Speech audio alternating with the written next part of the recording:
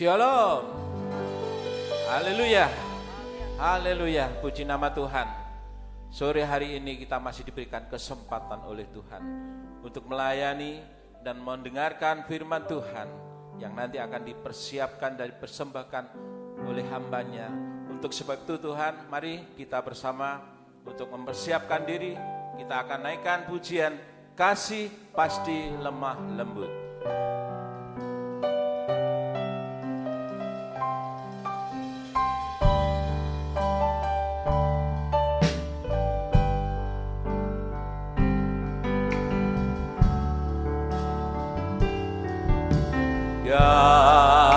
Kasih pasti lemah lembut, kasih pasti memaafkan, kasih pasti murah hati, kasih-Mu Tuhan. Kita ulang sekali lagi dari atas. Kasih pasti lemah lembut, kasih pasti memaafkan, kasih pasti murah hati, kasih-Mu Tuhan. Ajarilah kami ini saling mengasihi, ajarilah kami ini saling mengampuni, ajarilah kami ini kasih-Mu ya Tuhan, kasih-Mu kudus tiada batasnya. Ajarilah kami, ajarilah kami ini saling mengasihi, ajarilah kami ini saling mengampuni, ajarilah kami ini kasih-Mu ya Tuhan, kasih-Mu kudus tiada batasnya.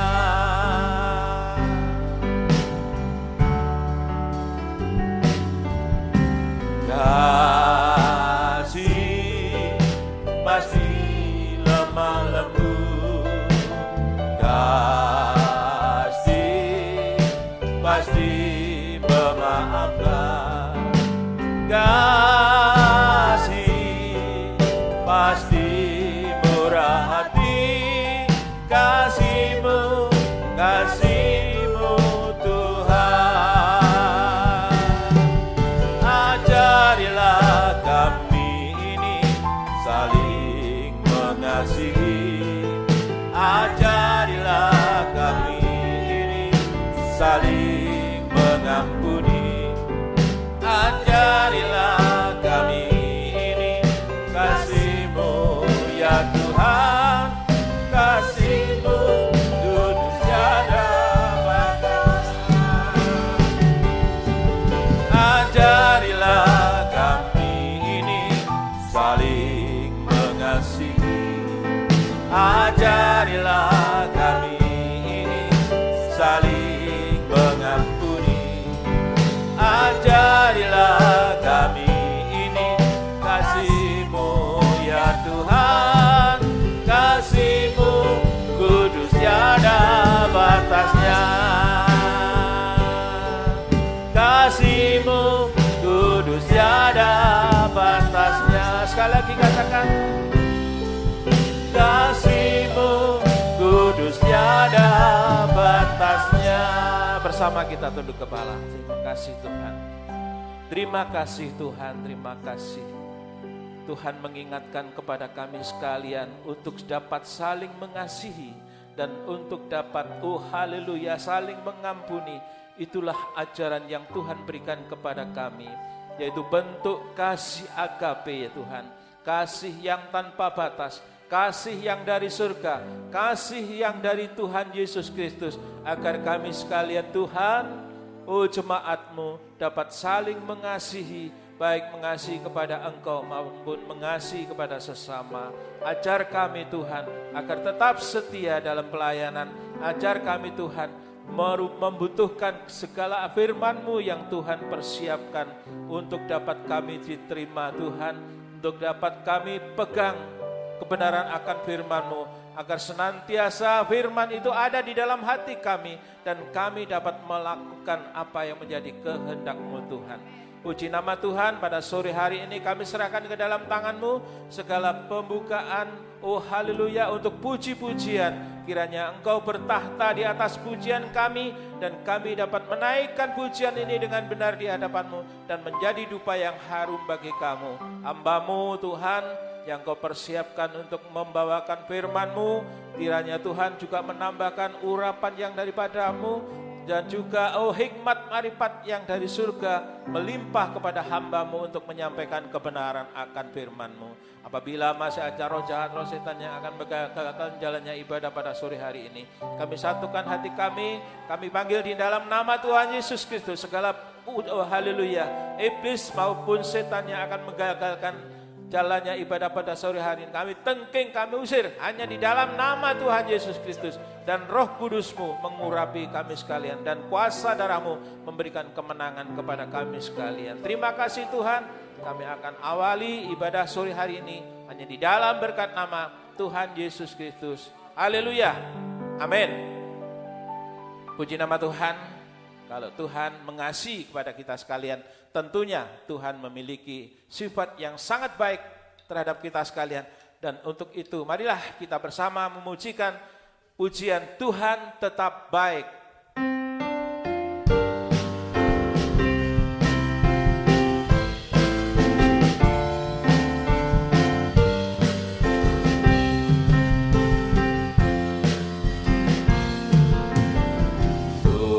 Tetap baik, Tuhan tetap baik, Dia selalu baik bagiku. Apapun terjadi di dalam hidupku, ku yakin Yesus tetap baik. Kita ulang dari atas. Tuhan tetap baik, Tuhan tetap baik, Dia selalu baik bagiku. Apapun terjadi di dalam hidupku, ku yakin Yesus tetap baik. Perbuatannya besar, selalu Dia nyatakan, damai sejahteranya Dia limpahkan. Hari demi hari Dia turut menanggung. Ku cinta Yesus mempelaiku. Perbuatannya besar,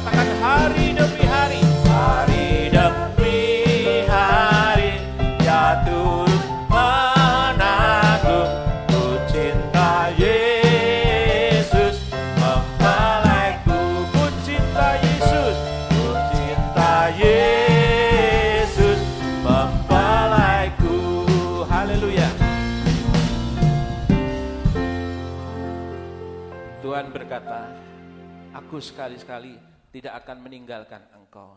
Dan aku sekali-sekali tidak akan membiarkan engkau. Karena Tuhan adalah penolong kita. Puji nama Tuhan, hari demi hari selalu kita diberikan kasih-Nya. Dan kita selalu diberikan anugerah-Nya agar kita sekalian terselamatkan baik di dunia hari ini maupun dunia yang akan datang. Puji nama Tuhan, saatnya untuk kita dapat menerima berkat daripada Tuhan, yaitu berkat firman Tuhan, yaitu berkat firman pengajaran yang benar. Maka kita siapkan hati kita, kita akan menyanyikan pujian saatnya.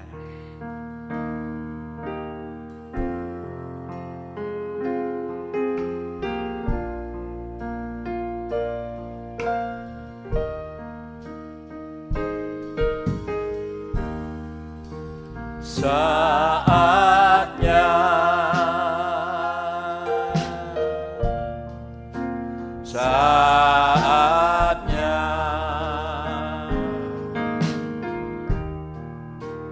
semua indah dalam saatnya.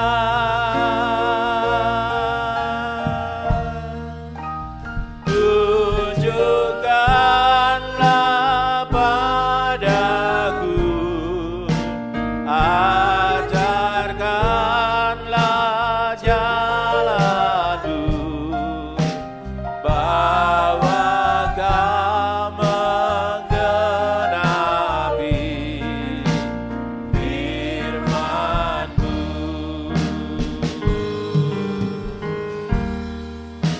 Saatnya,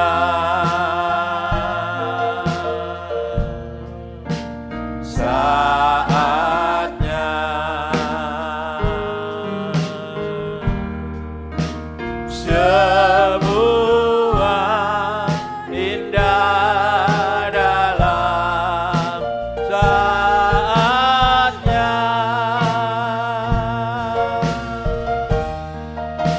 Tunjukkanlah padaku, ajarkanlah jalanmu, bahwa kau menggenapi firman-Mu. Kita ulang sekali lagi dari atas. Saatnya,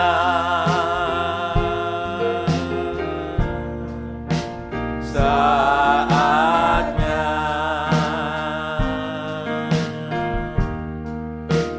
semua indah dalam saatnya.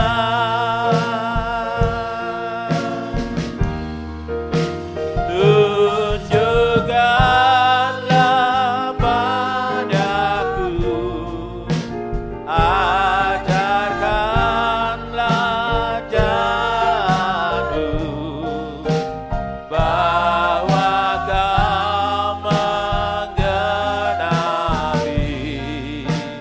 firman-Mu. Terima kasih Tuhan, kami mau mendengarkan firman-Mu. Nyatakanlah firman-Mu bagi kami semua, firman yang mampu menolong kami semua, menyucikan, mengubahkan sampai menyempurnakan kami. Pada saatnya Engkau akan bekerja di tengah kami Tuhan, sampai kami sempurna seperti Tuhan. Terima kasih Tuhan, urapi kami semua dengan kuat kuasa Roh-Mu yang suci. Mulai dari hamba mampu menyampaikan firman dengan jelas, dengan benar dan murni sesuai kehendak-Mu, dengan kasih sayang-Mu. Biarlah firman-Mu sungguh-sungguh jawaban atas hidup kami.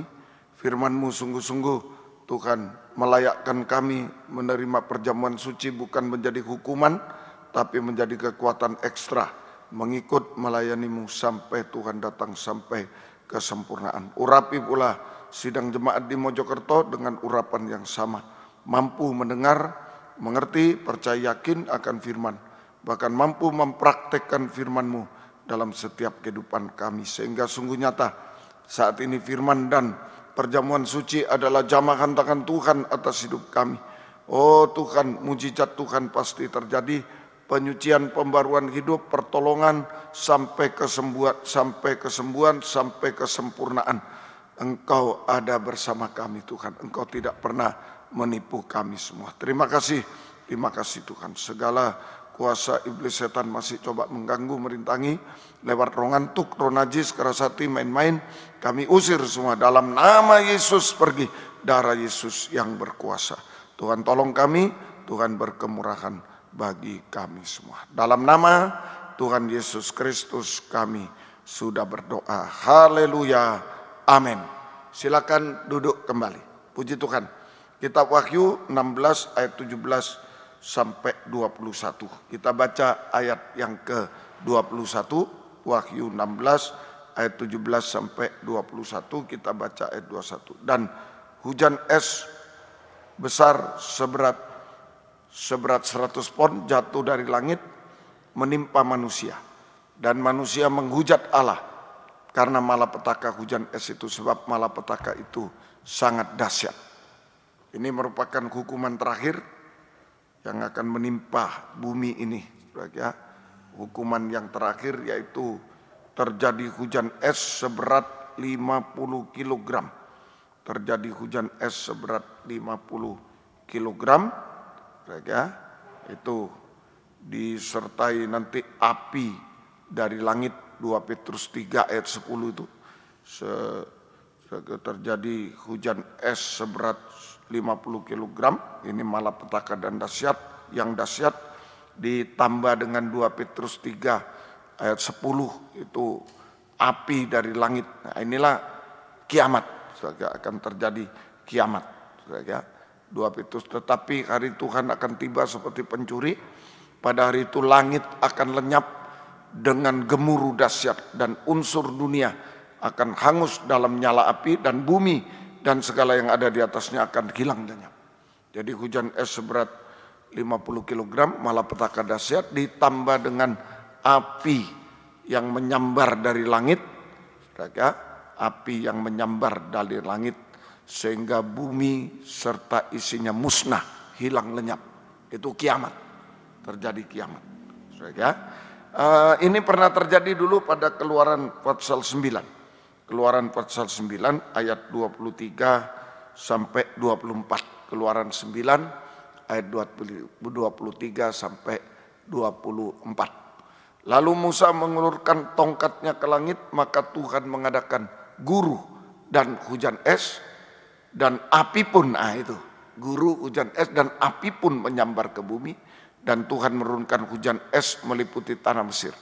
Dan turunlah hujan es beserta api yang berkilat-kilat di tengah hujan es itu terlalu dahsyat, seperti yang belum pernah terjadi di seluruh negeri orang Mesir sejak mereka menjadi suatu bangsa.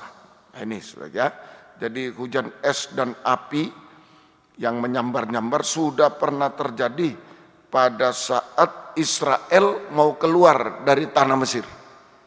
Hujan es disertai api yang menyambar-nyambar sudah pernah terjadi pada saat Israel, bangsa Israel mau keluar dari tanah Mesir. Bangsa Israel mau keluar dari tanah Mesir. Nah, akhir zaman terjadi lagi. Tadi itu secara fisik terjadi di Wahyu 16, secara rohani Matius 24 ayat 12. Jadi pada akhir zaman terjadi lagi hujan es disertai api yang menyambar. Secara fisik tadi di Wahyu 16 ayat 21. Secara rohani Matius 24 ayat 12. Ini pada akhir zaman menjelang kedatangan Yesus kedua kali terjadi lagi hujan es disertai api yang menyambar. Secara fisik terjadi pada Wahyu 16 tadi. Wahyu 16 ayat 21. Secara rohani Matius 24 ayat 12. Karena ini khotbah akhir zaman, tentang khotbah akhir zaman. Dan karena makin bertambahnya kedurhakaan, maka kasih kebanyakan orang akan menjadi dingin. Ini hujan es secara rohani pada akhir zaman, secara rohani. Kasih menjadi dingin, itu hujan es. Hujan es sama dengan kasih menjadi dingin, beku jadi es. Itu hujan es secara rohani. Kasih menjadi dingin dan beku. Nah itu saudara, itu hujan es. Saudara. Kemudian disertai dengan kedurhakaan meningkat. Api kedurhakaan meningkat. Nah itu kedurhakaan bertambah. Api kedurhakaan meningkat sampai nanti kiamat. Itu sampai kiamat. Saudara, api dari langit. Saudara, api dari langit tercurah ke bumi. Saudara, memusnahkan bumi dengan segala isinya. Itulah kiamat. Nah, di situ.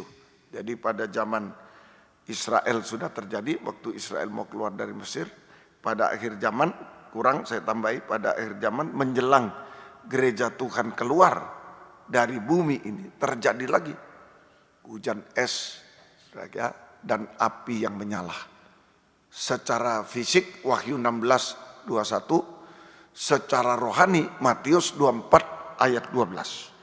Itu kasih menjadi dingin, beku, dan api kedurhakaan meningkat menyala-nyala sampai api dari langit turun ke bumi. Nah, itu kiamat, memusnahkan bumi dengan segala isinya. Itu kiamat. Saya kiamat. Nah, Tuhan tolong kita semua supaya gereja Tuhan tidak mengalami hukuman hujan es dan api yang menyala-nyala. Supaya gereja Tuhan tidak mengalami hukuman hujan es dan api menyala-nyala, maka gereja Tuhan atau api menyala-nyala sampai kiamat, maka gereja Tuhan harus memelihara kasih Allah. Harus memelihara kasih Allah. Ya, nah, itu jelas. Itu. Jangan sampai kasih dingin. Tapi kita harus memelihara kasih Allah. Sudah tahu caranya, sudah. Dan so kita sekarang belajar tempatnya. Ada dua tempat, ya, ada dua tempat yang aman dari penghukuman hujan es. Ada dua tempat untuk memelihara kasih Allah sehingga aman dari penghukuman hujan es dan api yang menyala. Saya ulangi, ada dua tempat untuk memelihara kasih Allah sehingga gereja Tuhan kita aman dari hujan es, hukuman hujan es dan api yang menyala. Yaitu, satu, Keluaran 9, tadi terjadi hujan es di Keluaran 9, ya ini kita pelajari di Keluaran 9. Keluaran 9 ayat 18 sampai 19. Keluaran 9 ayat 18 sampai 19. Sesungguhnya besok kira-kira waktu ini aku akan menurunkan hujan es yang sangat dahsyat. Seperti yang belum pernah terjadi di Mesir sejak Mesir dijadikan sampai sekarang ini. Hujan es disertai api menyambar. Oleh sebab itu, ternakmu dan segala yang kupunyai di padang, suruhlah dibawa ke tempat yang aman. Semua orang segala hewan yang ada di padang dan tidak pulang berkumpul di rumah akan ditimpa oleh hujan es itu sehingga mati. 18, 19, ya itu berkumpul, tidak pulang berkumpul ke rumah akan ditimpa. 18, 19 ya ini ya, sudah 18, 19 ya, tidak pulang berkumpul ke rumah. Itu saja, tidak pulang berkumpul ke rumah akan ditimpa hujan es. Jadi tempat yang aman nomor satu, rumah tangga. Rumah tangga. Siapa yang pulang ke rumah tangga aman, tidak kena hujan es. Nomor satu, rumah tangga. Ya, nomor satu, rumah tangga. Itu ya. Prakteknya, memelihara kasih Allah di dalam rumah tangga. Praktek memelihara kasih Allah di dalam rumah tangga. A, saling mengaku dosa dan saling mengampuni. Nah itu, di dalam rumah tangga harus terjadi perdamaian. Saling mengaku dosa dan saling mengampuni sama dengan berdamai. Harus berdamai. Saling mengaku dosa dan saling mengampuni sama dengan harus berdamai. Bukan bertengkar. Bertengkar tanpa kasih. Tapi berdamai itu mendatangkan kasih. Amsal 28 ayat 13. Amsal 28 ayat 13. Siapa menyembunyikan pelanggarannya tidak akan beruntung, tapi siapa yang mengakuinya dan meninggalkannya akan disayangi. Nah ini, jadi berdamai artinya tadi mengaku dosa kepada Tuhan dan sesama. Jika diampuni, jangan berbuat dosa lagi. Itu berdamai, tinggalkan dosa. Nah itu, tinggalkan dosa. Jadi itu arti berdamai artinya. Pertama, mengaku dosa kepada Tuhan, vertikal, kepada sesama. Jika diampuni, jangan berbuat dosa lagi. Tinggalkan dosa. Nah itu. Kedua, mengampuni dosa orang lain dan melupakan. Mengampuni dosa orang lain dan melupakan. Ya, maka darah Yesus membasuh segala dosa kita. Darah Yesus membasuh segala dosa kita sehingga kita disayangi.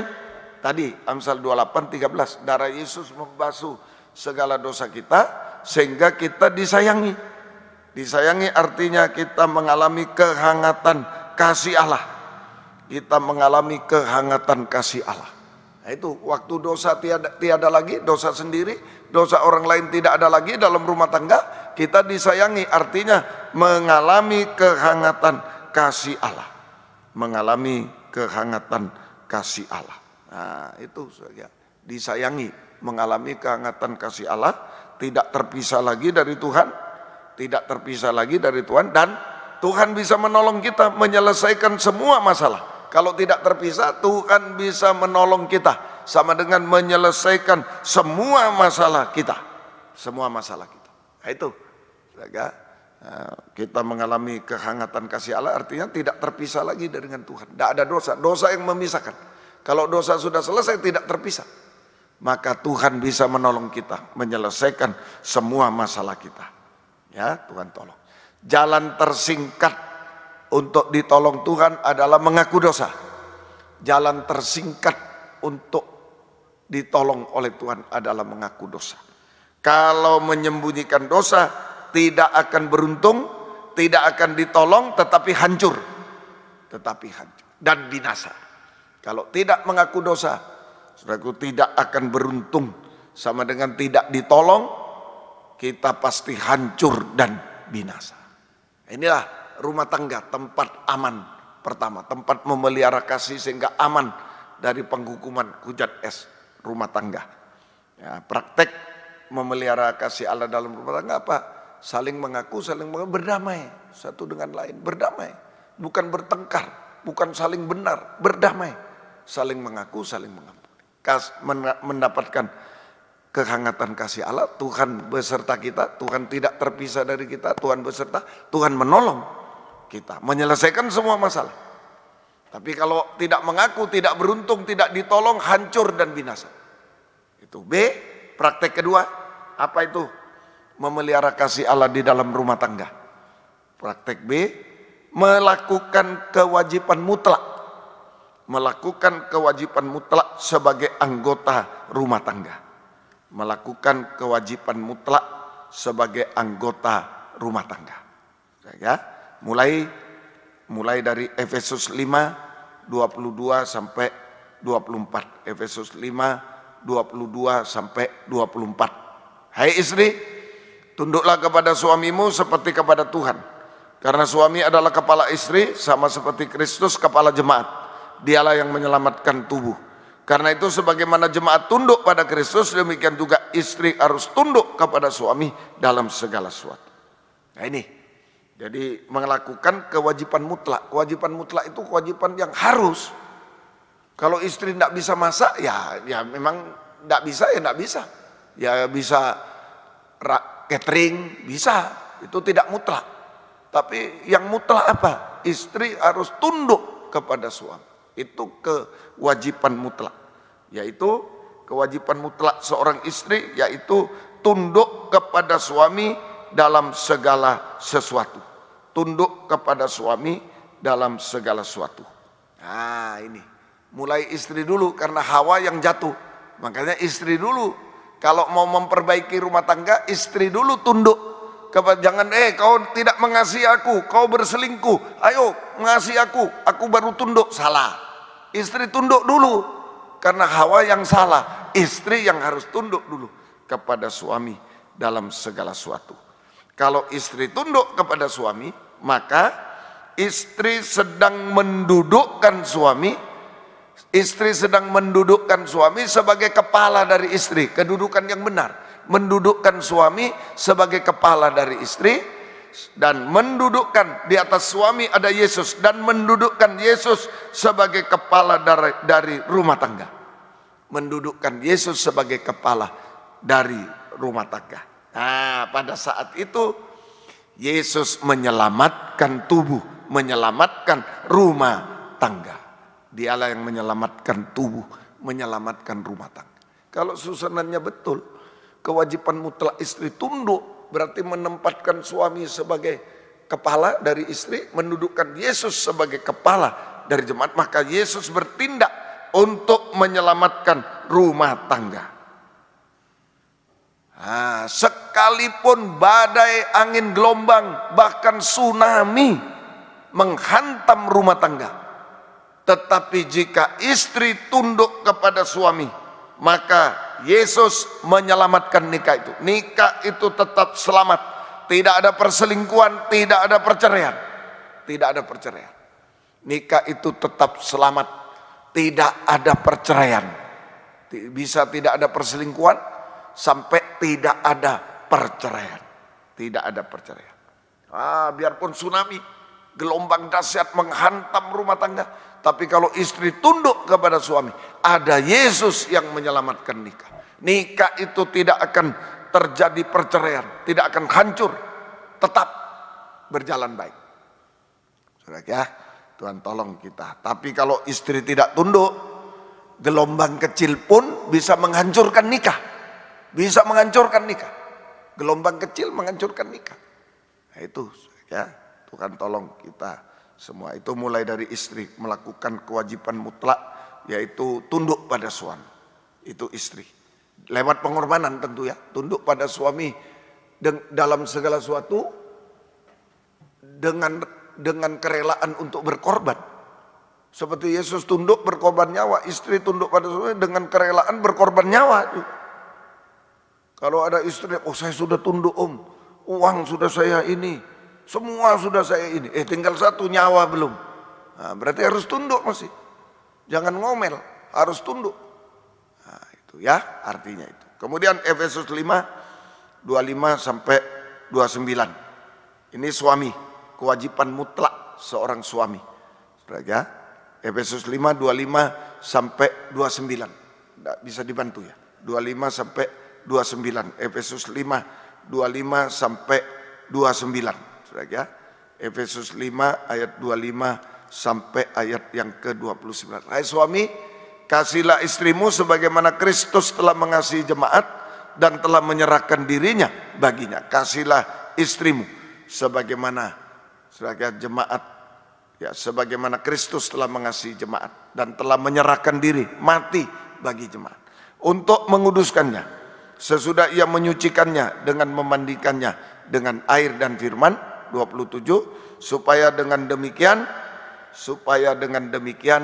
jemaat menempatkan jemaat di hadapan dirinya dengan cemerlang tanpa cacat atau kerut atau yang serupa itu, tetapi supaya jemaat kudus dan tidak bercela. Sampai 27 saja. Ya. Ya, atau boleh 28? Ya. 28. Demikian juga suami harus mengasihi istri sama seperti tubuhnya sendiri. Siapa mengasihi istrinya, mengasihi dirinya sendiri. 29 sekaligus, sebab tidak pernah orang membenci tubuhnya sendiri, tapi mengasuhnya, merawatinya sama seperti Kristus terhadap jemaat. Puji Tuhan. Jadi kewajiban mutlak seorang suami adalah bukan cuma kasih uang, istri ada yang orang tuanya kaya, ada istri yang bekerja, tidak butuh uang dari suami. Bukan kewajiban mutlak. Tapi kewajiban mutlak suami adalah mengasihi istri seperti diri sendiri. Ditambah di Kolose, dan tidak berlaku kasar. Mengasihi istri seperti diri sendiri dan tidak berlaku kasar. Tidak berlaku kasar kepada istri. Ya, coba kita kepada diri kita sendiri, tidak mungkin berlaku kasar. Ya, pasti menyayangi. Nah, itu sama itu. Nah, kalau suami mengasihi istri seperti diri sendiri, maka suami suami menempatkan diri sebagai kepala. Nah, itu suami mengasihi istri, berarti suami menempatkan diri sebagai kepala dari istri. Nah, itu dia kepala dari istri itu. Kalau mengasihi istri dia kepala. Kepala itu mengasihi kepada tubuh. Tidak mungkin kepala mau gigit tubuh, tidak mungkin. Mengasihi itu. Jadi kalau suami mengasihi istri seperti di sini, maka suami menempatkan diri sebagai kepala dari istri dan sekaligus menempatkan Yesus sebagai kepala dalam rumah tangga untuk pertama merawat, mengasuh, memelihara rumah tangga itu. Merawat, mengasuh, tadi itu 29 ya, merawatinya, mengasuh dan merawati seperti perawat itu. Di rumah sakit, orang sakit, perawat yang merawat, memberi makan, itu merawat dan mengasuh. Yesus merawat, mengasuh rumah tangga, memberi makan, melindungi, memberi kehangatan kasih. Nah, itu seperti induk ayam terhadap anak ayam, itu mengasuh, merawatinya, memberi makan, melindungi terhadap celaka mara bahaya, dan memberi kehangatan kasih. Kebahagiaan dalam rumah tangga, kehangatan kasih. Kedua, Yesus menyucikan rumah tangga sampai sempurna, menyucikan dan menyempurnakan nikah rumah tangga, nikah rumah tangga. Sudah ya? Nah, itu semua Tuhan tolong kita semua. Sudah memberikan kehangatan kasih. Itu hangat rumah tangga itu, tidak dingin, tidak tawar, hangat. Bahagia bisa itu. Kemudian anak, Efesus 6 ayat 2. Efesus 6 ayat 2. Efesus 6 ayat yang kedua. Efesus 6 ayat yang kedua. Hormatilah ayahmu dan ibumu. Ini adalah suatu perintah yang penting, seperti yang nyata dari janji ini. Ayat 3. Ya, supaya kamu berbahagia dan panjang umurmu di bumi. Nah, itu saudara. Jadi kewajiban mutlak seorang anak menghormati orang tua dan taat dengar-dengaran pada orang tua. Menghormati orang tua dan taat dengar-dengaran pada orang tua. Sehingga dia berbahagia. Ya, itu sehingga anak juga berbahagia. Anak merasakan kebahagiaan dalam nikah. Tadi suami mengasihi istri, nikah itu hangat, bahagia. Kalau anak taat ditambah bahagia lagi.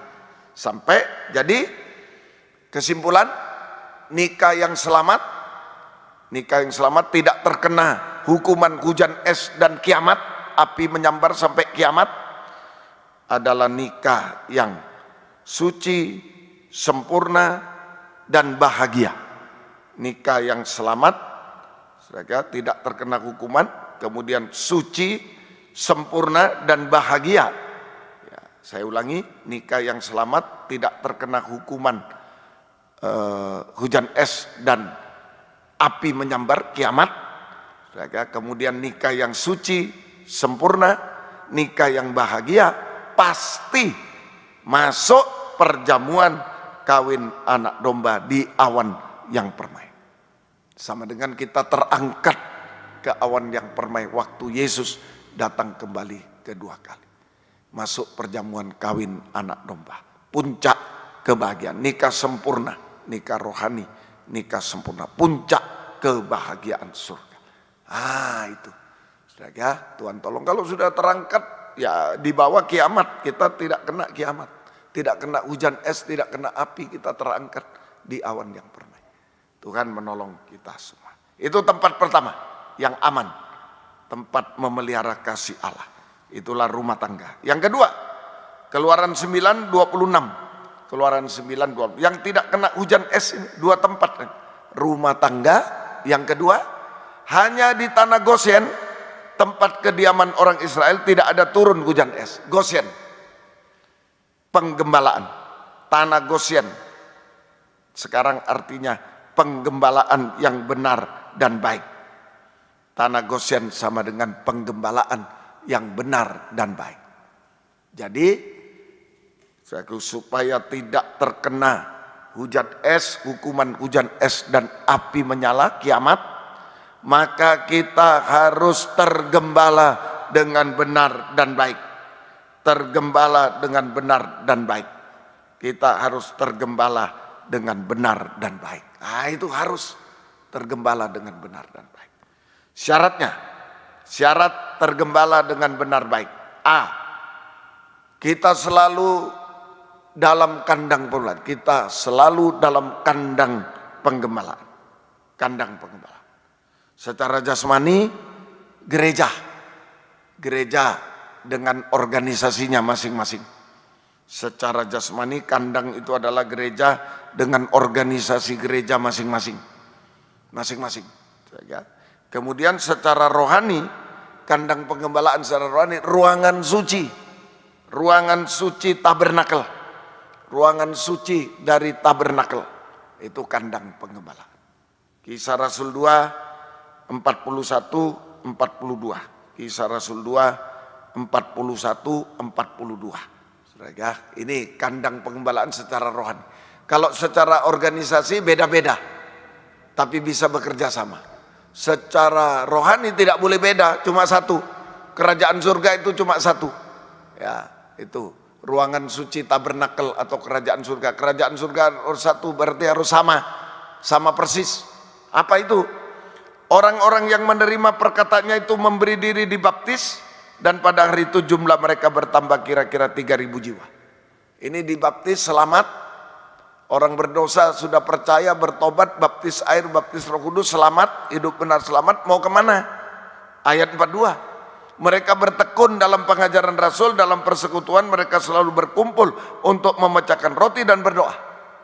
Dulu perjanjian gereja hujan awal, setelah selamat, setelah baptis air, baptis Roh Kudus, selamat, hidup benar, selamat, maka gereja hujan awal bertekun dalam itu pengajaran rasul-rasul dan pemecahan roti. Ayo 42 itu. Ya. Pengajaran Rasul dan pemecahan roti, bertekun dalam persekutuan, bertekun dalam doa. Itu gereja hujan awal. Ini kandang penggembalaan. Sekarang gereja hujan akhir adalah setelah baptis air, baptis Roh Kudus, selamat dan selamat hidup dalam kebenaran dan selamat, maka kita harus masuk kandang penggembalaan. Ketekunan dalam 3 macam ibadah pokok. Ketekunan dalam 3 macam ibadah pokok. Ketekunan dalam pendalaman Alkitab, ketekunan dalam 3 macam ibadah pokok, yaitu meja roti sajian. Ketekunan dalam kebaktian, pendalaman Alkitab, perjamuan suci. Ketekunan dalam kebaktian, pendalaman Alkitab, dan perjamuan suci. Kemudian yang kedua, pelita emas, ketekunan dalam kebaktian umum ibadah raya. Ketekunan dalam kebaktian umum ibadah raya. Yang ketiga, mezbah dupa emas, ketekunan dalam kebaktian doa penyembahan. Doa penyembahan. Nah, itu Tuhan tolong.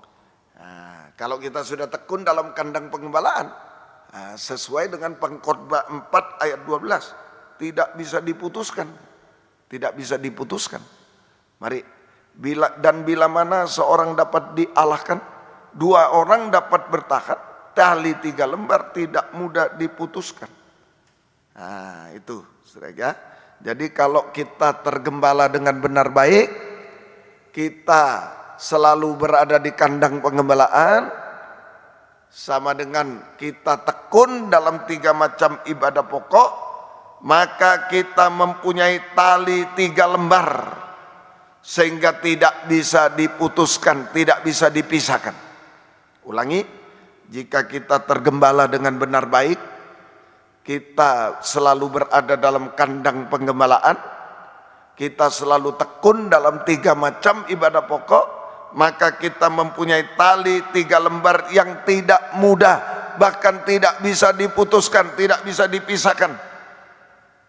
Kita bisa menyatu tidak bisa diputuskan. Tali 3 lembar, tali 3 lembar, ketekunan dalam 3 macam ibadah pokok bisa menyatukan kita dalam nikah rumah tangga 2 orang, suami istri, dalam nikah rumah tangga 1, dalam penggembalaan, dalam atau antar penggembalaan, fellowship, dalam fellowship.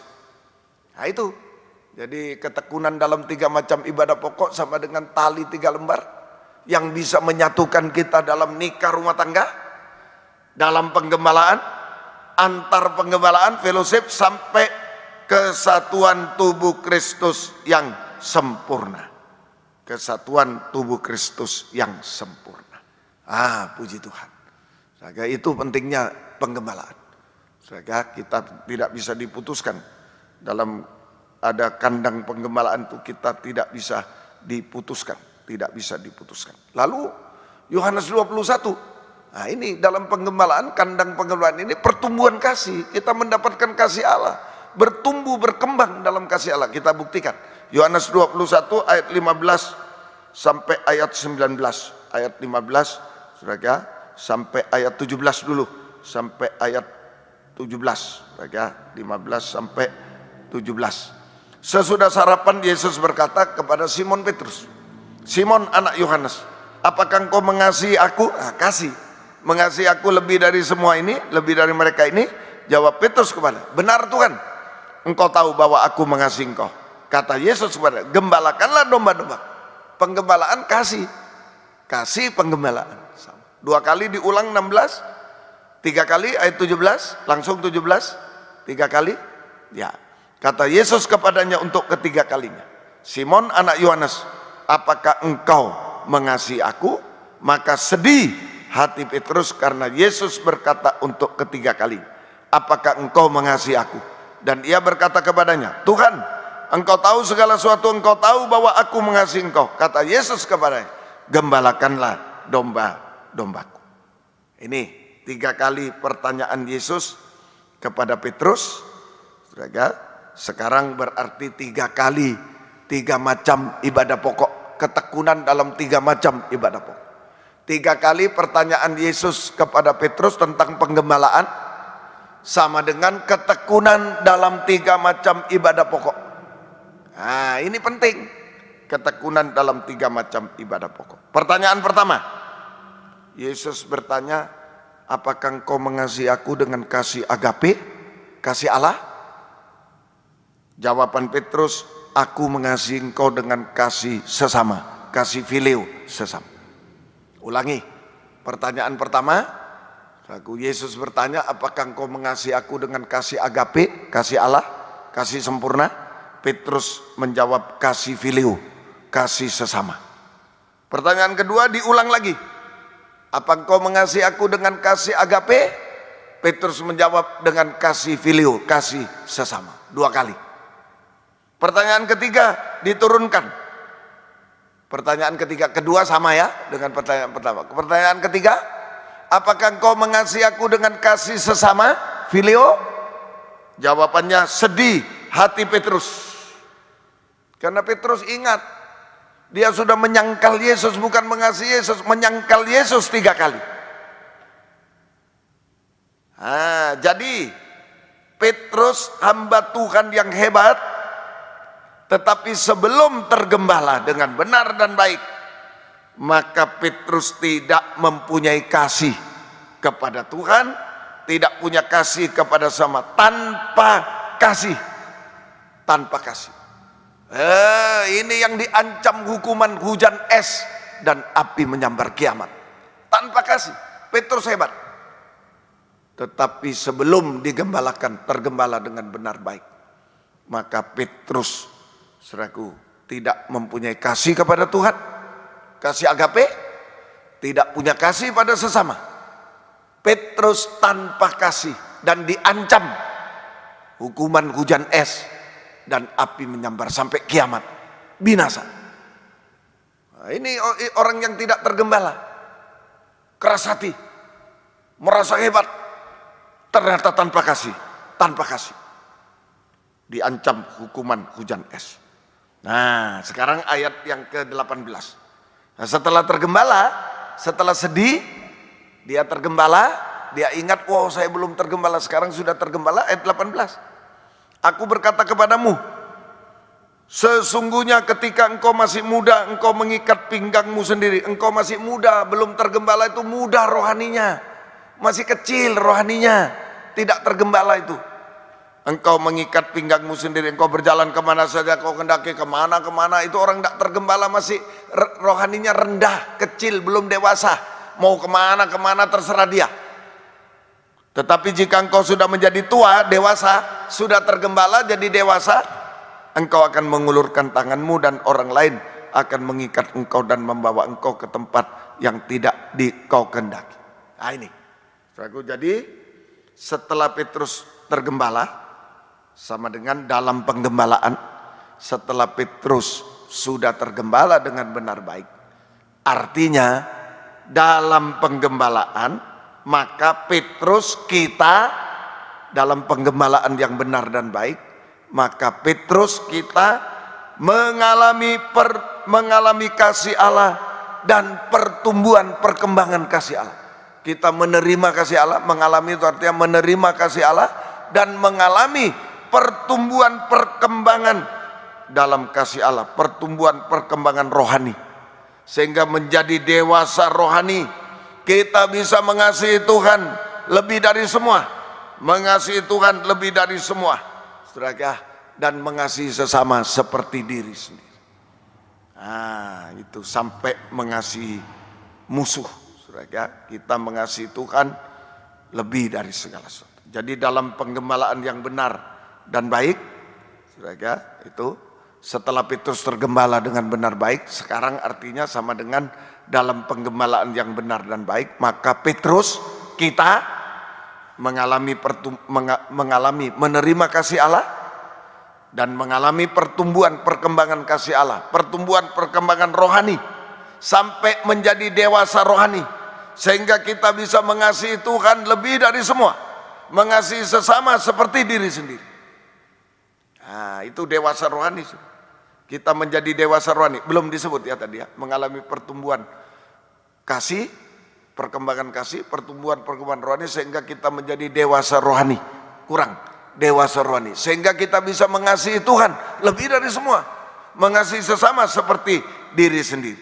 Dan kita tidak ragu-ragu menyerahkan hidup kita kepada Tuhan. Kita tidak ragu-ragu menyerahkan seluruh hidup kita kepada Tuhan. Saudara, seluruh hidup kita kepada Tuhan. Ayat 19 tadi, ayat 19, dan hal ini dikatakannya untuk menyatakan bagaimana Petrus akan mati dan memuliakan Allah. Sesudah mengatakan demikian, dia berkata pada Petrus, ikutlah aku. Petrus kenapa menyangkal? Takut mati. Bukankah engkau muridnya Yesus ya? Oh enggak kenal aku. Kalau dia ngaku muridnya, takut diseret juga, takut disalib juga, mati. Inilah orang yang belum tergembala, takut mati. Tapi orang yang sudah tergembala seperti Petrus, rela mati untuk memuliakan Tuhan. Nah ini menyerahkan seluruh hidup kepada Tuhan. Yang tadinya Petrus takut mati sehingga menyangkal Tuhan, sekarang Petrus bisa menyerahkan nyawanya kepada Tuhan. Tidak takut mati lagi, menyerahkan nyawanya bagi Tuhan. Oh luar biasa. Ayo tergembala dengan benar baik, jemaat di Mojokerto. Ya Tuhan tolong kita semuanya. Kalau mau tidak kena hukuman hujan es, ya sampai kiamat, apinya pulang ke rumah, perbaiki rumah tangga. Ya berdamai. Kalau ada salah paham, istri dan suami sudah tidak saling acuh, saling ini, ayolah berdamai. Anak orang tua berdamai. Supaya nikah itu bahagia, betul-betul. Dan masuk perjamuan kawin anak menjadi satu, berdamai. Kasih Allah dicurahkan di sana. Kemudian juga, saudara, yang kedua, kemudian kita melakukan kewajiban mutlak sebagai suami, sebagai istri. Itulah nikah jadi satu, bahagia masuk perjamuan kawinan. Tidak kena kiamat. Tidak kena hukuman. Kedua, harus tergembala dengan benar baik. Dalam penggembalaan, ketekunan 3 macam ibadah itu penting, sangat penting. Kandang penggembalaan nomor 1 syaratnya selalu di kandang. Ketekunan dalam 3 macam ibadah sangat penting. Saudara, itu kita mengalami kasih Allah di situ. Petrus tanpa kasih, sebelum digembalakan tanpa kasih, menyangkal Tuhan. Nah, tapi kalau setelah digembalakan menerima kasih dan mengalami pertumbuhan perkembangan kasih, pertumbuhan perkembangan rohani jadi dewasa, mengasihi Tuhan lebih dari semua, mengasihi sesama, sehingga tidak ragu untuk saudara, tidak ragu untuk menyerahkan seluruh hidupnya kepada Tuhan. Buktinya, dulu Petrus takut mati, menyangkal Tuhan. Setelah digembalakan, Petrus rela mati untuk Tuhan, rela mati untuk Tuhan, menyerahkan nyawa untuk Tuhan. Luar biasa, saudara. Ayo, Tuhan tolong kita seringkali ditantang waktu. Waduh, udah ada waktu, mau ibadah, udah ada waktu, udah ada waktu. Petrus menyerahkan nyawa. Kita hanya waktu saja sudah bingung. Ongkos, waduh tidak ada ongkos, tidak ada ini, susah kita. Itu artinya belum tergembala, belum ada kasih Allah, belum dewasa, masih anak kecil mau ke sana, jam ibadah mau ke sana. Kalau udah ibadah di rumah, kalau ibadah ke sana, kemari. Itu masih anak kecil. Anak kecil, belum dewasa, belum memiliki kasih Allah. Ayo, jadi seperti Petrus. Dulu dia menyangkal Tuhan, takut mati sehingga menyangkal karena dia anak kecil, tidak punya kasih, belum tergembala. Tapi sesudah tergembala, dia rela mati untuk Tuhan, menyerahkan semua untuk Tuhan. Tuhan tolong kita semuanya. Puji Tuhan, saudara, Tuhan memberkati. Yang kedua, yang kedua sekarang, saudara. Jadi yang kedua, saudara, makanan. Syarat kedua adalah makanan. Dalam penggembalaan ada kandang, tempat, syarat tergembala dengan benar baik. A, kandang, harus selalu di kandang.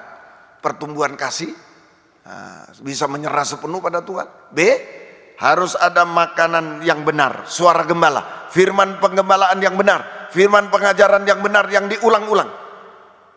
Harus ada makanan yang benar, suara gembala yang benar, sama dengan firman penggembalaan yang benar, yaitu firman pengajaran benar yang diulang-ulang, suara gembala. Nah, itu yang didengar hanya suara gembala. Kita harus mendengar dan dengar-dengaran pada suara gembala, suara gembala. Firman penggembalaan yang benar, firman pengajaran benar yang diulang-ulang. Yohanes 10 ayat 1 sampai 5. Yohanes 10 ayat 1 sampai ayat 5. Yohanes 10 ayat 1 sampai ayat 5. Aku berkata kepadamu, sesungguhnya siapa yang masuk ke dalam kandang domba dengan tidak melalui pintu, tapi dengan memanjat tembok, ia adalah seorang pencuri perampok. Tapi siapa yang masuk melalui pintu, ia adalah gembala domba. Untuk dia penjaga membuka pintu, dan domba-domba mendengarkan suaranya, suara gembala, dan ia memanggil domba-domba masing-masing menurut namanya dan menuntunnya keluar. Jika semua dombanya telah dibawanya keluar, ia berjalan di depan mereka dan domba-domba itu mengikuti dia karena mereka mengenal suaranya.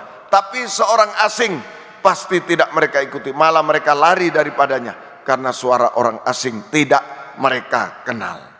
Ini jadi firman penggembalaan, firman pengajaran benar yang diulang-ulang. Saudaraku, itu makanan bagi sidang jemaat. Yesaya 1 ayat 3. Nah, Yesaya 1 ayat 3. Saudara, mari kitab Nabi Yesaya pasal 1 ayat. Lembu mengenal pemiliknya, tapi Israel tidak. Lembu itu gambaran Israel, tidak tergembala. Banyak Israel yang menolak Yesus sebagai gembala, tidak tergembala, tidak mengenal pemilik. Keledai, bangsa kafir, mengenal palungan, makanan dalam penggembalaan. Nah, itulah kelebihan bangsa kafir. Di saat Israel tidak menghargai penggembalaan, bangsa kafir bisa tergembala. Di saat bangsa Israel tidak menghargai keselamatan, menolak Yesus, bangsa kafir bisa diselamatkan. Nah, ini sama. Keledai mengenal palungan yang disediakan tuannya, tetapi umatku Israel tidak memahami. Jadi keledai bangsa kafir harus mengenal kandang penggembalaan di mana ada palungan makanan bagi domba-domba. Palungan, tempat makanan bagi domba. Firman pengajaran benar yang diulang-ulang. Itu bangsa kafir. Saudara, Nah, ini sama dengan keledai harus tertambat pada pokok anggur yang benar. Tergembala pada firman pengajaran yang benar. Nah, itu. Akulah pokok anggur yang benar. Nah, ranting termasuk keledai tertambat pada pokok anggur yang benar. Bangsa kafir harus tergembala pada firman pengajaran yang benar. Puji Tuhan. Ini kita bangsa kafir. Bangsa Israel sebagian tidak mau tergembala, bangsa kafir bisa masuk penggembalaan. Ayo manfaatkan. Mengenal palungan. Ya, mengenal kandang yang ada palungannya, keledai. Bangsa artinya sama dengan keledai harus tertambat pada pokok anggur yang benar. Keledai harus tergembala pada firman pengajaran yang benar yang diulang-ulang. Itu. Saudara, Tuhan tolong. Ayub 39 ayat 8. Kalau tidak, wah jadi keledai jalang, keledai liar kalau tidak terikat, kalau tidak mengenal palungan, kalau tidak terikat pada pokok anggur yang benar, pada pengajaran benar, makanan benar, jadi keledai jalang, keledai liar. Mari, siapa yang mengumbar keledai liar atau siapa yang membuka tali tambatan keledai jalang? Kalau bangsa kafir tidak tergembala pada firman pengajaran benar, maka bangsa kafir menjadi keledai liar.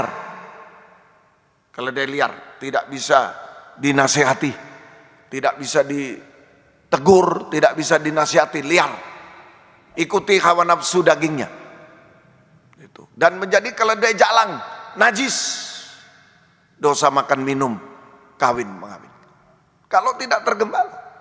Petrus tidak tergembala menyangkal Yesus, bangsa Israel. Kalau bangsa kafir tidak tergembala, jadi keledai liar, tidak bisa dinasihati, tidak bisa ditegur, ikuti hawa nafsu dagingnya sendiri, kemana saja dia pergi. Yang kedua, keledai jalang, hanya jatuh dalam dosa makan minum, kawin mengawinkan, najis dan binasa selamat.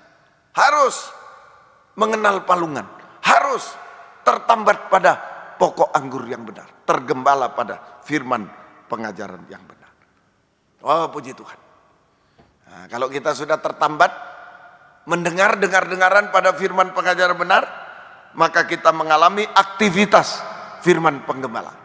Saya ulangi, jika bangsa kafir tertambat pada pengajaran yang benar, sama dengan mendengar tergembala pada pengajaran benar, sama dengan mendengar dengar-dengaran pada firman penggembalaan, maka kita mengalami aktivitas firman penggembalaan, aktivitas Yesus sebagai gembala, aktivitas Yesus sebagai gembala yang baik, yaitu pertama tadi itu memanggil, tadi Yohanes 10 ya, memanggil dan menuntun, memanggil dan menuntun ya, itu ya, terus ya memanggil, nah itu ya ayat 3 ya, memanggil domba-domba menurut masing-masing namanya dan menuntunnya keluar. Memanggil dan menuntun. Itu kalau kita dengar-dengaran pada firman penggembalaan, maka aktivitas firman penggembalaan, aktivitas Yesus sebagai gembala adalah pertama, memanggil dan menuntun. Ya, apa itu artinya memanggil menuntun? Amsal 1 23 sampai 25. Amsal 1 23 sampai 25. Mari. Amsal 1. Berpalinglah kamu kepada teguranku, sesungguhnya aku hendak mencurahkan isi hatiku kepadamu dan memberitahu perkataanku kepadamu. 24. Oleh karena kamu menolak ketika aku memanggil dan tidak ada orang menghiraukan ketika aku mengulurkan tanganku menuntun, bahkan kamu mengabaikan nasihatku, tidak mau menerima teguranku. Jadi memanggil, menuntun artinya saat firman penggembalaan disampaikan, saat firman penggembalaan disampaikan, maka gembala sedang memanggil kita. Gembala agung, Yesus gembala agung sedang memanggil kita sesuai nama kita masing-masing secara pribadi. Memanggil kita sesuai nama kita masing-masing secara pribadi. Doh, kapan itu Apa seperti Samuel itu? Samuel, ya Tuhan. Ya, kok tidak pernah dengar saya Kapan Tuhan memanggil saya dengan nama secara pribadi, nama masing-masing secara pribadi? Kapan terjadinya? Yaitu saat firman penggembalaan menunjuk dosa-dosa kita. menunjuk keadaan kita, susah, sedih, takut. Nah, itu saat firman pengembalaan menunjuk dosa-dosa kita, menunjuk keadaan kita. Nah, itu saat Tuhan memanggil kita. Sehingga kita bisa mengaku kepada Tuhan. Kita bisa mengaku kepada Tuhan semuanya dan mengalami pengampunan dari Tuhan. Mengalami pengampunan dari Tuhan. Nah, itulah firman pengembalaan. Menuntun, memanggil, menuntun. Nah, kapan terjadinya? Memanggil secara pribadi. Kalau firman itu menunjuk segala dosa, keadaan yang ngaku sama Tuhan, maka kita mengalami pengampunan dosa. Yang kedua tadi artinya aktivitas firman pengembalaan pertama memanggil, menuntun. Di Amsal 1, 23 sampai 25 itu ada menegur. Yang kedua menegur dengan keras. Ya, itu berpalinglah kamu kepada teguranku. Nah, itu menegur dengan keras supaya kita bisa bertobat. Sudah diampuni dosa, jangan berbuat lagi. Banyak orang diampuni berbuat lagi, ditegur. Ya, itu menegur dengan keras supaya kita dapat bertobat. Berhenti berbuat dosa, kembali pada Tuhan. Mati terhadap dosa. Mati terhadap dosa. Kemudian ketiga menasihati juga. Amsal tadi ayat 25 ya, menasihati. Bahkan kamu mengabaikan nasihatku dan tidak mau menerima teguranku, maka dihukum. 26 dihukum dia. Itu ya.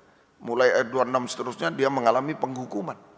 Kalau menolak firman penggembalaan yang memanggil, menuntun, dipanggil, ditunjukkan dosanya, ditunjukkan keadaannya supaya ngaku, saya tidak bisa apa-apa Tuhan, saya berdosa Tuhan, saya berbuat najis Tuhan, ampuni saya. Nah, kita mengalami pengampunan.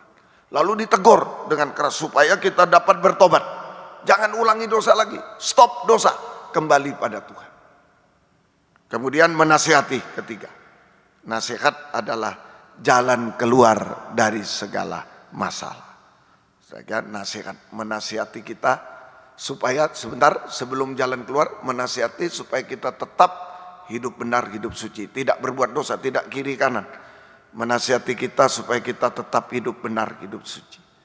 Nasihat itu jalan keluar. Kalau kita sudah hidup benar, hidup suci, tidak perlu ditegur lagi, tidak perlu dipanggil lagi, sudah ada jalan keluar. Nah, jalan keluar dari segala masalah, itu nasihat. Nasihat juga tuntunan tangan Tuhan untuk kita menuju Yerusalem baru, menuju kemuliaan Yerusalem baru. Ah, inilah firman pengembalaan. Ayo, di dunia ini sudah kena hujan es, api menyambar kiamat. Hanya dua tempat yang aman. Rumah tangga, saling berdamai, saling melakukan kewajiban mutlak. Yang kedua, di kandang, di tempat penggembalaan. Ayo, ada di kandang, ayo mendengar suara gembala. Saudara, itu firman penggembalaan adalah sampai saudaraku panggilan Tuhan, tuntunan tangan Tuhan, menegur, menasihati, menuntun. Sikap kita mengulurkan tangan kepada Tuhan seperti Petrus. Ayat Yohanes 21 ayat 18. Yohanes 21:8. Petrus mengulurkan tangan. Kalau tergembala itu mengulurkan tangan. Yohanes 21:18. Aku berkata kepadamu, sesungguhnya ketika engkau masih muda, engkau mengikat pinggangmu sendiri, engkau berjalan kemana saja kau kendaki. Tapi jika engkau sudah menjadi tua, engkau akan mengulurkan tanganmu, mengulurkan tangan. Dan orang lain adalah Tuhan yang mengikat engkau, membawa engkau ke tempat yang tidak kau kendaki, ke tempat sesuai kehendak Tuhan. Mengulurkan tangan kepada Tuhan artinya taat dengar-dengaran kepada Tuhan, taat dengar-dengaran pada firman Tuhan. Nah, itu taat dengar-dengaran pada firman Tuhan. Rela berkorban apa saja untuk Tuhan, untuk menyerah sepenuh kepada Tuhan. Itu artinya mengulurkan tangan. Taat dengar-dengaran kepada Tuhan sampai daging tak bersuara. Rela berkorban apa saja untuk bisa menyerahkan diri sepenuh kepada Tuhan. Hasilnya Tuhan ulur tangan, kita ulur tangan. Kita ulur tangan, Tuhan ulur tangan kepada kita. Tuhan, ya, maka Tuhan akan mengulurkan tangan kepada kita. Hasilnya Yesaya 40 ayat 11. Kita ulur tangan, taat, rela berkorban, maka Tuhan juga mengulurkan tangan kasih-Nya kepada kita. Tangan ketemu tangan. Nah, hasilnya Yesaya 40 ayat 11. Seperti seorang gembala, ia menggembalakan kawanan ternaknya dan menghimpunkannya dengan tangannya. Tangannya menghimpunkan, anak-anak domba di pangkunya, induk domba dituntunnya dengan hati-hati. Hasilnya, pertama, tangan kasih gembala agung sanggup menghimpunkan kita. Menghimpunkan kita. Artinya, sanggup membawa kita masuk kesatuan tubuh Kristus, dihimpunkan. Sanggup untuk membawa kita masuk dalam kesatuan tubuh Kristus. Mulai nikah, satu. Penggembalaan, satu. Fellowship, satu. Sampai tubuh yang sempurna. Israel kafir menjadi satu. Itu menghimpun kita. Sama dengan memakai kita dalam kegerakan hujan akhir. Kegerakan pembangunan tubuh Kristus. Menyatukan, memakai kita. Itu ya, nomor satu hasilnya. Tangan gembala, tangan kasih gembala agung akan menghimpunkan kita. Artinya menyatukan, membawa kita masuk kesatuan tubuh Kristus. Mulai nikah, penggembalaan, antar penggembalaan, sampai Israel kafir menjadi tubuh sempurna. Sama dengan memakai kita dalam kegerakan Roh Kudus hujan akhir, pembangunan tubuh Kristus. Kita dipakai. Puji Tuhan. Kedua, tadi memangku anak-anak domba di pangkunya. Tangan gembala agung, tangan kasih gembala agung memangku kita. Artinya menanggung, memangku kita, menanggung segala letih lesu, beban berat, susah payah, air mata. Diganti dengan damai sejahtera. Enak di pangku, santai. Diganti dengan damai sejahtera, enak dan ringan. Enak dan ringan. Ya, Tuhan tolong kita semuanya.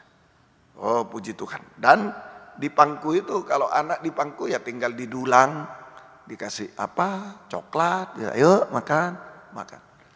Tangan kasih gembala agung sanggup memelihara. Itu istilah di pangku.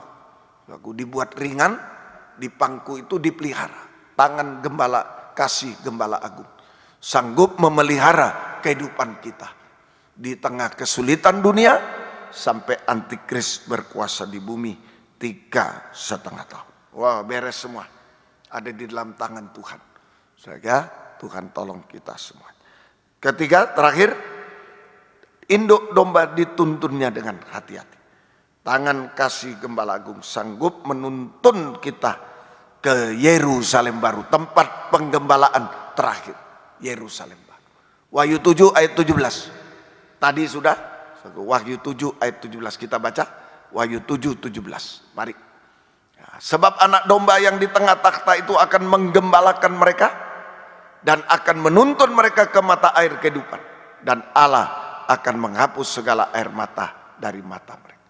Menuntun ke mata air kehidupan Yerusalem baru. Di Yerusalem baru.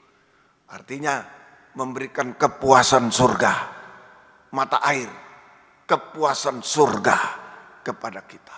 Sehingga kita selalu mengucap syukur kepada Tuhan. Selalu menjadi saksi Tuhan, itu puas. Memberikan kepuasan surga. Sehingga kita selalu mengucap syukur, kita selalu bersaksi bagi Tuhan. Menjadi saksi Tuhan. Nah itu. Kemudian menghapus air mata. Menuntun ke mata air, menghapus air mata. Menghapus air mata sama dengan mengubahkan kita. Mengubahkan kita. Dari manusia daging menjadi manusia rohani seperti Yesus. Mulai jujur. Nah itu mengubah. Jujur tidak ada air mata. Kalau jujur tidak ada air mata. Kalau tidak jujur dusta bercucuran air mata. Kalau jujur tidak ada air mata. Kalau dusta bercucuran air mata. Dan pada saat kita diubahkan jujur, diubahkan terus, dihapus air mata terus. Pada saat Yesus datang kedua kali, kita diubahkan sempurna seperti Dia. Tidak salah dalam perkataan, kita terangkat di awan-awan yang permai, sorak-sorai haleluya, perjamuan kawin anak domba. Sesudah itu Firdaus 1000 tahun damai. Sesudah itu Yerusalem baru kekal selama-lamanya. Terakhir Wahyu 2 ayat 17. Tuhan menuliskan nama baru di kitab kehidupan. Saudara, nama kita. Siapa bertelinga hendaklah ia mendengar apa yang dikatakan Roh kepada jemaat. Barang siapa menang, kepadanya akan kuberikan dari mana tersembunyi. Aku akan mengaruniakan kepada batu putih, di atasnya tertulis nama baru yang tidak diketahui oleh siapapun selain oleh yang menerima. Tuhan menulis nama baru. Kita dibarui, jujur, itu sudah ada nama baru. Tuhan menulis nama baru di Yerusalem baru, kekal selama-lamanya. Puji Tuhan. Ini yang bisa saya sampaikan. Hukuman terakhir adalah hujan es dan api menyambar sampai kiamat. Siapa yang bisa bertahan? Orang yang memelihara kasih Allah. Di mana tempat memelihara kasih Allah? 2, rumah tangga, saling berdamai, saling menunaikan kewajiban mutlak sebagai suami istri. Itu menjadi satu, masuk perjamuan kawin anak. Kedua, dalam kandang penggembalaan. Dalam penggembalaan yang benar, selalu di kandang. Ketekunan dalam 3 macam ibadah, kita menerima kasih Allah dan bertumbuh dalam kasih, bertumbuh dalam kerohanian sampai dewasa, sampai mengasihi Tuhan lebih dari, sampai menyerahkan segenap hidup kepada Tuhan. Yang kedua, makanan, suara gembala. Ayo kita harus mendengar suara gembala. Itu uluran tangan Tuhan. Suara gembala, uluran tangan Tuhan menuntun kita, ya, memanggil, menuntun kita untuk kita mengaku dosa dan menegur untuk bertobat, menasihati supaya hidup benar, suci. Ada jalan keluar, ada tuntunan tangan Tuhan bagi kita semua. Kita hanya mengulurkan tangan. Tuhan mengulurkan tangan, kita mengulurkan tangan. Kita mengulurkan tangan, Tuhan mengulurkan tangan. Tangan ketemu tangan. Hidup dalam tangan Tuhan. Kita dihimpun, disatukan, dipakai dalam kesatuan tubuh Kristus. Kita dipangku, ya, jadi enak dan ringan, damai. Kita dipelihara, kita dituntun ke Yerusalem baru, diubahkan, dipuaskan, diubahkan sampai jujur. Itu nama tertulis dalam Yerusalem baru, kekal selama-lamanya. Tuhan memberkati kita semua. Mari kita akan menerima perjamuan suci. Tuhanku, pimpinlah, ku merasa lemah. Kita tidak bisa apa-apa. Ulurkan tangan pada Tuhan. Biarlah tangan Tuhan yang menolong kita. Bangkit berdiri di tempat yang ada. Tuhanku, pimpinlah, ku merasa lemah. Haleluya, puji Tuhan. Tuhanku, pimpinlah, ku merasa lemah. Ku sungguh tak berdaya dalam marabaya, dalam pencobaan. Peganglah tanganku ya Tuhan. Dengan tundukkan kepala. Tuntun kami, pimpin kami, kami tidak mampu, pegang kami Tuhan. Di tengah padang pasir dunia, penuh goncangan, penuh masalah. Kami tak berdaya. Dalam marabaya celaka Tuhan.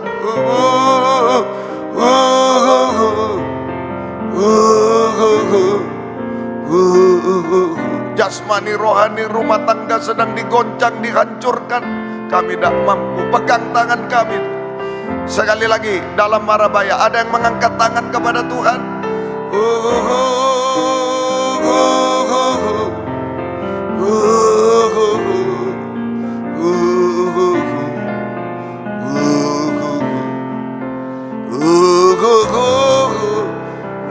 sekali lagi, yang tidak mampu, tidak mungkin lagi, Tuhan tolong, Gembala Agung tolong.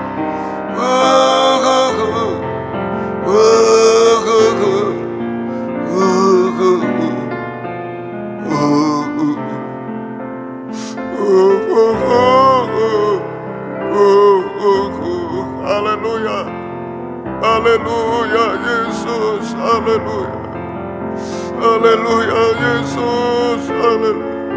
Kami tidak bisa apa-apa, tangan kasih-Mu menolong kami. Oh haleluya, tangan kasih-Mu memelihara kami, tangan kasih-Mu menuntun kami sampai tempat penggembalaan terakhir Yerusalem baru.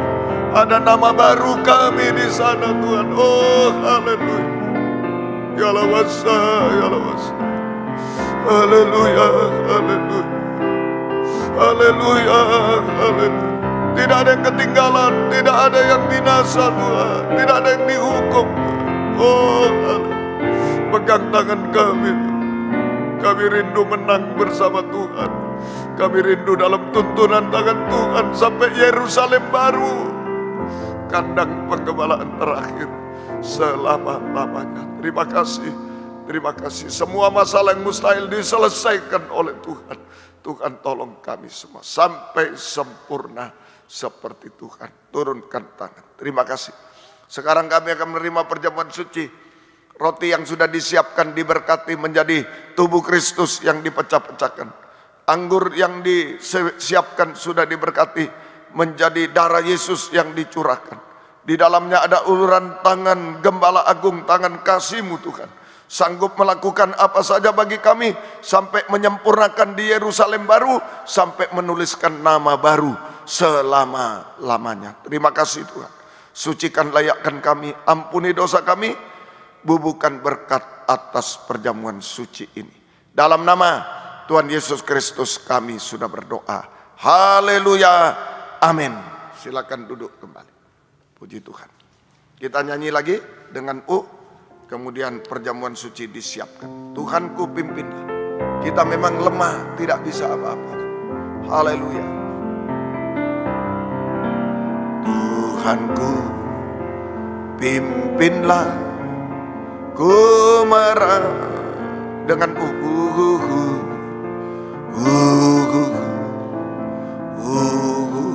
Kita bangkit berdiri, letakkan di dada dalam marabaya.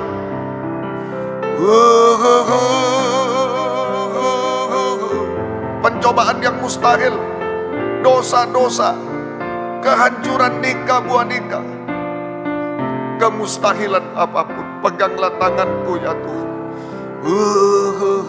Sekali lagi, angkat tubuhnya di tangan kanan.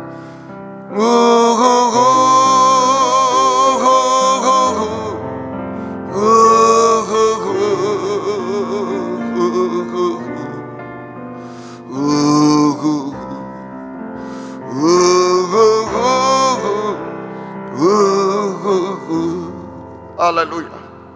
Pegang kami lewat perjamuan suci. Kami mengulurkan tangan pada Tuhan. Tuhan memegang kami semua.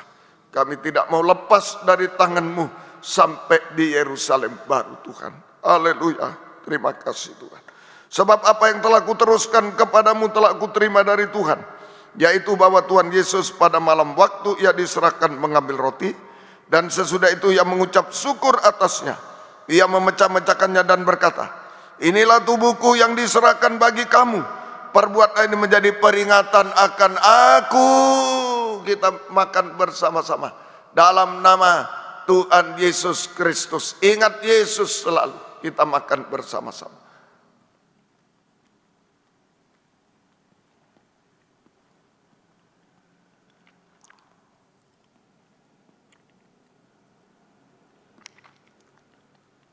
Angkat cawan darahnya di tangan kanan.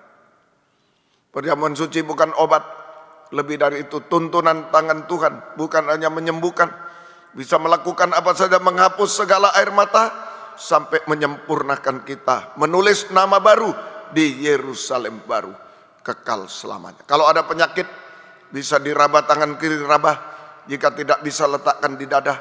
Ada nama-nama mau disebut, yang di rumah sakit, di rumah semuanya sebut. Tuhan tolong kita semuanya. Ada masalah, ada dosa, ada kemustahilan, letakkan tangan kiri di dada. Yakin korban Kristus mampu menolong kita semuanya. Demikian juga ia mengambil cawan, sudah makan, lalu berkata, cawan ini adalah perjanjian baru yang dimeteraikan oleh darahku. Perbuatan ini setiap kali kamu meminumnya menjadi peringatan akan aku. Ingat Yesus, kita minum bersama-sama dalam nama Tuhan Yesus Kristus. Haleluya. Bukan hanya sampai di dunia, tapi sampai di awan permai, sampai di Yerusalem baru. Adakah suami kita, istri kita, anak kita, rumah tangga kita berkumpul semua atau belum? Ayo kita berdoa, jangan ada yang ketinggalan. Sudah tergembala semua belum? Ayo kita berdoa supaya tidak ada yang ketinggalan. Tuhan tolong kita, jangan sampai kena hujan es, api yang menyambar, tapi kasih Tuhan menolong sekeluarga kita sampai selamat sempurna di Yerusalem baru. Angkat dua tangan ke atas, sebab setiap kali kamu makan roti dan minum cawan ini, kamu memberitakan kematian Tuhan sampai ia datang. Haleluya. Oh haleluya, haleluya, haleluya. Peganglah kami masing-masing, tapi juga keluarga kami Tuhan, seluruh sidang jemaat. Oh haleluya, haleluya. Jangan terlepas dari Engkau Tuhan, haleluya. Oh haleluya. Ya lawasa, haleluya. Yesus, haleluya. Ya lawasa, jangan ada yang ketinggalan Tuhan. Semua dikuatkan oleh Tuhan, semua dipegang oleh Tuhan, ditolong oleh Tuhan, semua diubahkan sampai sempurna Tuhan, sampai Yerusalem baru. Terima kasih, turunkan tangan. Terima kasih, tetapkan firman-Mu, dan perjamuan suci adalah pegangan tangan Tuhan, tuntunan tangan Tuhan atas kami sampai di Yerusalem baru. Terima kasih. Berkati sidang jemaat Mojokerto dengan berkat rohani, berkat jasmani, berkat rumah tangga, merasa suasana firdaus di dalam Tuhan. Ada kesaksian hidup, ada ucapan syukur selalu Tuhan. Pengorbanan mereka untuk pekerjaan Tuhan di Mojokerto, balaskanlah berkat berlipat kali ganda. Tuhan tidak pernah menipu kami semua. Terima kasih Tuhan, terima kasih. Bukakanlah firman-Mu selalu. Tuhan jaga lindungi kami semua. Terima kasih. Terima kasih Tuhan, terima kasih. Biar berkat-Mu dan damai sejahtera dalam persekutuan dengan Allah Bapa, Allah Sang Putra, dan Allah Roh Kudus, di dalam nama Tuhan Yesus Kristus menyertai kami sekalian, mulai saat ini sampai selama-lamanya. Pembangunan di Mojokerto Tuhan menyelesaikan secara sempurna. Pakai semua untuk kemuliaan nama-Mu. Dalam nama Tuhan Yesus Kristus kami sudah berdoa. Haleluya. Amin. Selamat malam, Tuhan memberkati kita semua. Puji Tuhan.